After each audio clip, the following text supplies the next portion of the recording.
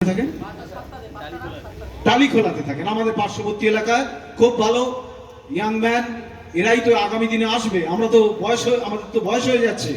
স্বাভাবিকভাবে সুভাষিস বাবুকে আমি অনুরোধ করছি তার স্বরচিত কবিতা তিনি পাঠ করে শোনান। ধন্যবাদ সুযোগটা দেওয়ার জন্য। তো আজকে প্রজাতন্ত্র দিবস, তো আমাদের স্বাধীনতা প্রজাতন্ত্র সমস্ত কিছু মিলিয়ে আমার কিছু চিন্তাধারা আমি ব্যক্ত করতে চাই কবিতার মাধ্যমে।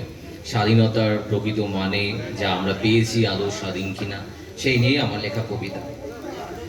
নানা ভাষা, নানা জাতি, নানা পরিধান, আজকের দিনে মোরা পেয়েছিলাম আমাদের সংবিধান।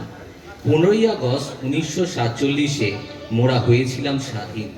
অত্যাচার লাঞ্ছনায় 200 বছর ছিলাম পরাধীন।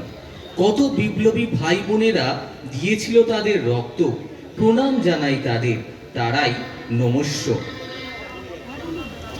এই স্বাধীনতা বড়ই মূল্যবান, কত তাজা প্রাণ গেছে তার তরে বলিদান। আমরা স্বাধীন, নেই ঔপনিবেশিকের পদতলে। তবে সত্যি কি আমরা স্বাধীন? না পরাধীন কোনো মন্ত্র বলে। নেই স্বাধীন চিন্তা, নেই স্বাধীন প্রতিবাদ। অদৃশ্য শক্তি বলে আজ তা গিয়েছে বাদ। চাওয়া পাওয়ায় আজ নেই মোদের বশ।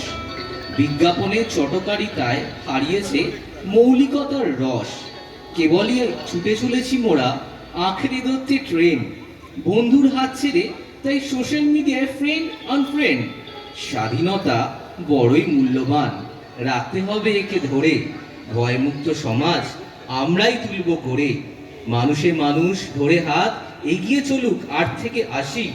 দৃঢ় কণ্ঠে তাই সবাই বলি, জননী জন্মভূমিশ্চ স্বর্গাদপি গরীয়সী।